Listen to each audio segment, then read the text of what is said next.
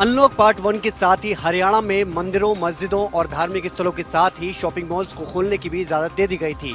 लेकिन गुड़गांव और फरीदाबाद की अगर बात करें तो यहां पर शॉपिंग मॉल और मंदिरों को खोलने की इजाजत नहीं दी गई थी। लेकिन अब यहां पर भी शॉपिंग मॉल खोलने का रास्ता साफ हो गया है। दिल्ली एनसीआर में कोरोना का प्रकोप इतना बढ़ चुका है कि अब ये डराने लगा है। हालात ये है कि हरियाणा में जो भी मामले अब तक सामने आए हैं उसके 50% से ज्यादा मामले केवल गुरुग्राम और फरीदाबाद से ही सामने आए हैं। ऐसे में अनलॉक पार्ट 1 के साथ ही हरियाणा भी अनलॉक हुआ और केवल गुरुग्राम फरीदाबाद को छोड़कर सभी जिलों में नियम और शर्तों के साथ मॉल और धार्मिक संस्थान खोलने की इजाजत दे दी गई थी। लेकिन अब 1 जुलाई से इन जिलों में भी मॉल गुलजार होंगे। 1 जुलाई से यहाँ पर मॉल खुल जाएंगे। शॉपिंग मॉल 9 बजे से रात को 8 बजे तक खुलेंगे। संचालकों को सरकार की तरफ से जारी की गई एसओपी का पालन करना होगा।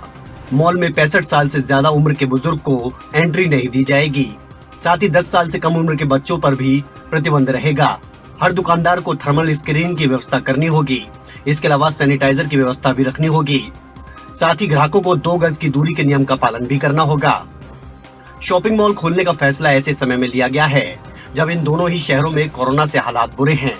ऐसे में लोगों के लिए इसे राहत के तौर पर देखें या परेशानी के तौर पर, ये तय करना मुश्किल हो जाता है। फिलहाल प्रशासन ने साफ कर दिया है कि अगर एसओपी का ठीक से पालन नहीं हुआ तो फिर से मॉल बंद करवा दिए जाएंगे। गुरुग्राम और फरीदाबाद जिला प्रशासन की तरफ से ये फैसला ऐसे समय में लिया जा रहा है जब हरियाणा में जितने भी कोरोना के केस आए हैं उनमें से 50% से ज्यादा केस इन 2 जिलों से ही सामने आए हैं। ऐसे में इस फैसले को लेकर कई सवाल भी उठ रहे हैं। देखना ये होगा कि शॉपिंग मॉल खुलने के बाद यहाँ पर जो आंकड़े बढ़ रहे हैं क्या उनमें बढ़ोतरी होती है, या फिर अगर मामले बढ़ जाते हैं या एसओपी फॉलो नहीं होती है तो क्या दोबारा से ये मॉल बंद किए जाते हैं।